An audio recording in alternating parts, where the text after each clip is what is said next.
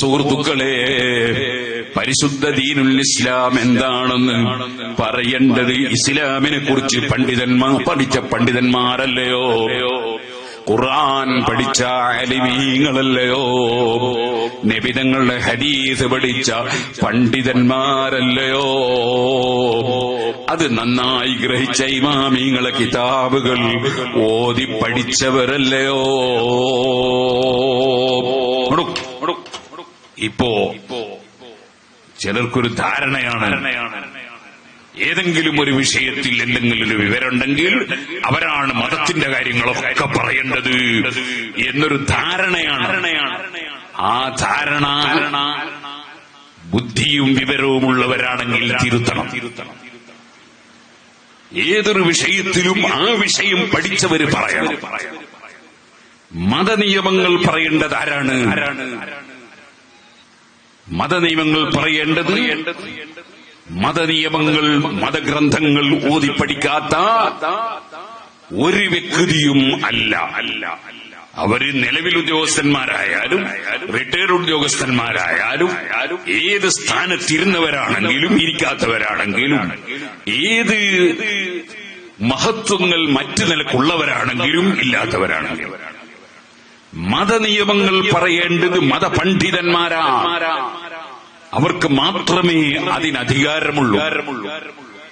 നമ്മൾ ബഹുസ്വര രാജ്യമായ ഇന്ത്യയിൽ ജീവിക്കുന്നവരാണ്. ഇന്ത്യയിൽ ജീവിക്കുമ്പോൾ മറ്റുള്ള മതക്കാരുമായി സൗഹാർദ്ദത്തിലും സഹകരണത്തിലും ജീവിക്കണം. അത് പണ്ഡിതന്മാര് തന്നെ സമൂഹത്തെ പഠിപ്പിച്ചിട്ടുണ്ട്, പഠിപ്പിച്ചുകൊണ്ടിരിക്കുന്നുണ്ട്. വേറെ ഒരു മതം, ആ മതത്തിന്റെ വക്താക്കൾ അവരെ മതവുമായി ജീവിക്കുമ്പോൾ അവരെ പരിഹസിക്കുകയോ കളിയാക്കുകയോ കല്ലെറിയുകയോ ചീത്ത വിളിക്കുകയോ ഒന്നും ചെയ്യാൻ പാടില്ല. അത് മതനിയമം തന്നെ അംഗീകരിക്കുന്നില്ല. അതേസമയം അവനവന്റെ മതത്തിന്റെ കാര്യങ്ങൾ അവനവന്റെ മതത്തിലെ പണ്ഡിതന്മാരല്ലേ പറയേണ്ടത്? ഞാനിവിടെ വെച്ച് ക്രിസ്തു മതത്തിന്റെ നിയമം പറഞ്ഞാൽ, ഞാനിവിടെ വെച്ച് ഹൈന്ദവ മതത്തിനെ സംബന്ധിച്ച് സംസാരിച്ചാൽ എനിക്കതിന് ആധികാരികതയുണ്ടോ? ഇസ്ലാം മതത്തിന്റെ വിഷയങ്ങൾ അത് പറയേണ്ടത് മുസ്ലിം പണ്ഡിതന്മാരാണ്. മുസ്ലിം ആയതുകൊണ്ട് പറയാൻ അധികാരം കിട്ടൂല, മറിച്ച് മുസ്ലിം പണ്ഡിതന്മാരാണത് പറയേണ്ടത്. വേറെ ഏതെങ്കിലും തസ്തികയിലുള്ളത് കൊണ്ടും പറയാൻ പറ്റില്ല, മറിച്ച് ഇസ്ലാമിന്റെ വിഷയങ്ങൾ മുസ്ലിം പണ്ഡിതന്മാർ പറയും.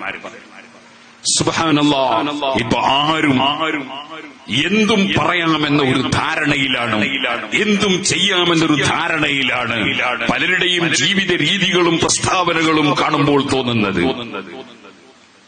അപ്പോഴെല്ലാം പണ്ഡിതന്മാർ മിണ്ടാതിരിക്കുമെന്നാണ് പലരും ധരിക്കുന്നത്. അങ്ങനെ ആർക്കും ഒരു ധാരണ വേണ്ട. ഇസ്ലാമിന്റെ നിയമങ്ങൾ പണ്ഡിതന്മാർ അവർ ഏത് കാലത്തും പറഞ്ഞുകൊണ്ടേയിരിക്കും. അത് പറയുന്നതിന് ഇന്ത്യ രാജ്യത്ത് സ്വാതന്ത്ര്യമുണ്ട്, എല്ലാ രാജ്യത്തും സ്വാതന്ത്ര്യമുണ്ട്. ഞങ്ങളുടെ മതത്തിന്റെ നിയമം ഇങ്ങനെയാണെന്ന് പറയാനുള്ള സ്വാതന്ത്ര്യം ഏത് മുസ്ലിം പണ്ഡിതനും ഉണ്ട്. നിങ്ങൾ ഓർക്കൂ, പരിശുദ്ധ ഖുർആൻ പറഞ്ഞില്ലേ, ഫലാ വറബ്ബിക, തങ്ങളെ റബ്ബിനെ കൊണ്ട് സത്യം, അല്ലാഹ് തന്നെ അല്ലാഹുവിനെ മുൻനിർത്തി സത്യം ചെയ്യാൻ. ലാ യുമിനൂൻ, അവർ വിശ്വാസികളാവൂല, സത്യവിശ്വാസികളാവൂല. ഹത്താ യുഹക്കിമുക ഫീമാ ശജറ ബൈനഹും, അവർക്കിടയിലുള്ള പ്രശ്നങ്ങളിൽ ഓ നബിയെ തങ്ങളുടെ തീരുമാനം അംഗീകരിക്കണം. حتى يحكموك فيما شجر بينهم ثم لا يجدوا في أنفسهم حرجا مما قضيت. അവിടുന്ന് എടുത്ത തീരുമാനത്തെക്കുറിച്ചൊരു മനക്ലേശം ഉണ്ടാകാൻ പാടില്ല. അതെങ്ങനെ ഇപ്പൊ ഇക്കാലത്ത് പറയാൻ പറ്റോ? അതേപോലെ തന്നെ ഇന്ത്യ രാജ്യത്ത് പറയാൻ പറ്റോ? അങ്ങനെ ഒരു മനക്ലേശം ഒന്നും ഉണ്ടാകാൻ പറ്റില്ല. ഖുർആൻ പ്രത്യേകം പറയാണ്, ഏത് രാജ്യത്തും ഇസ്ലാമിന്റെ നിയമം എന്നതാണെന്ന് പറഞ്ഞൂടെ. അതേസമയത്ത് വേറൊരു മതക്കാരനോട് നീ ഇസ്ലാമിന്റെ മതം അനുസരിച്ച് ജീവിക്കണം എന്ന് പറയാൻ പറ്റില്ല. അത് അവനവന്റെ മതം അനുസരിച്ചായിരിക്കും അവൻ ജീവിക്കുന്നത്. മുസ്ലിമീങ്ങളോട് പറഞ്ഞൂടെ, ഇസ്ലാമിന്റെ നിയമം ഇന്നതാണെന്ന് പറഞ്ഞൂടെ? അത് പറയൽ പണ്ഡിതന്മാരുടെ ബാധ്യതയല്ലേ? ആ ബാധ്യത നിർവഹിക്കാത്ത കൊണ്ടല്ലേ ജൂതം നസാറ പണ്ഡിതന്മാര് പഴിച്ചുപോയി എന്ന് ഖുർആൻ പറഞ്ഞത്? ലൗലാ യൻഹാഹുർ റബ്ബാനിയൂന വൽ അഹ്ബാറു അൻ ഖൗലിഹിമുൽ ഇസ്മ വഅഖലിഹിമുസ് സുഹ്ത ലബീസ മാ കാനൂ യസ്നഊൻ. പണ്ഡിതന്മാര് പറയേണ്ടത് തുറന്നു പറഞ്ഞില്ല. അതിന്റെ പേരിൽ അവർ അല്ലാഹുവിന്റെ അടുക്കൽ ശപിക്കപ്പെട്ടവരായി പോയി. ഈ സമുദായത്തിന് അങ്ങനെ ഒരു ഗതികേട് വന്നുകൂടാ. പണ്ഡിതന്മാര് പറയേണ്ടത് തുറന്നു പറയണം. ഒരാൾ ചോദിക്കുന്നു, അന്യ സ്ത്രീ അന്യപുരുഷൻ നോക്കിയാൽ എന്താ? എന്നാലില്ല, അദ്ദേഹത്തിന് ഖുർആൻ അറിയോ? ഖുല്ലിൽ മുഅ്മിനീന യഖുല്ലൂ മിൻ അബ്സാരിഹിം. ഈമാനുള്ള മുഅ്മിനീങ്ങളോട്, സത്യവിശ്വാസികളോട് പറയൂ നബിയേ, യഖുല്ലൂ മിൻ അബ്സാരിഹിം, അവർ അന്യ സ്ത്രീകളിലേക്ക് അതാ അനാവശ്യമായി അല്ലെങ്കിൽ അത്യാവശ്യത്തിനല്ലാതെ നോക്കരുത്. ഞാൻ അങ്ങനെ പറയാൻ കാരണം പണ്ഡിതന്മാരെ വിവരണമാണ്. ഒരു ഡോക്ടർക്ക് ചിലപ്പോൾ ഒരു സ്ത്രീയെ ചികിത്സിക്കേണ്ടി വന്നാൽ അവിടെ സ്ത്രീ തന്നെ ചികിത്സിക്കാനില്ലെങ്കിൽ പുരുഷനായ ഡോക്ടറെ കാണിക്കേണ്ടി വരും. അവിടെ നോക്കാൻ അദ്ദേഹത്തിന് അധികാരമുണ്ട്.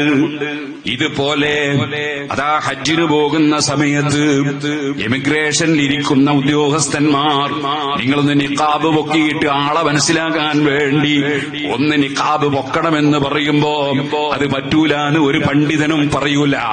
കാരണം അത് രാജ്യസുരക്ഷയുടെയും യാത്രക്കാരുടെ സുരക്ഷിതത്വത്തിന്റെയും ഭാഗമാണ്. അതിനാൽ അത് പൊക്കിക്കൊടുക്കുമ്പോൾ എന്റെ ഭാര്യയോട് ഞാനത് പറ്റൂല എന്ന് പറയില്ല. സുഹൃത്തുക്കളെ, പണ്ഡിതന്മാർക്കറിയാം എവിടെ എന്ത് പറ്റും പറ്റൂല എന്നത് പണ്ഡിതന്മാർക്കറിയാം. അതുകൊണ്ടാണ് ഞാൻ അനിവാര്യ ഘട്ടത്തിലല്ലാതെ എന്ന് പ്രത്യേകം പറഞ്ഞത്.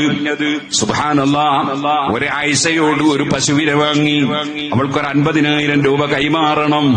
അത് കൈമാറുമ്പോൾ ഈ വാങ്ങുന്നത് ആയിഷയാണെന്ന് മനസ്സിലാക്കാൻ വേണ്ടി ആയിഷയുടെ മുഖത്ത് നോക്കിയാൽ തെറ്റാണെന്ന് ആരും പറയില്ല.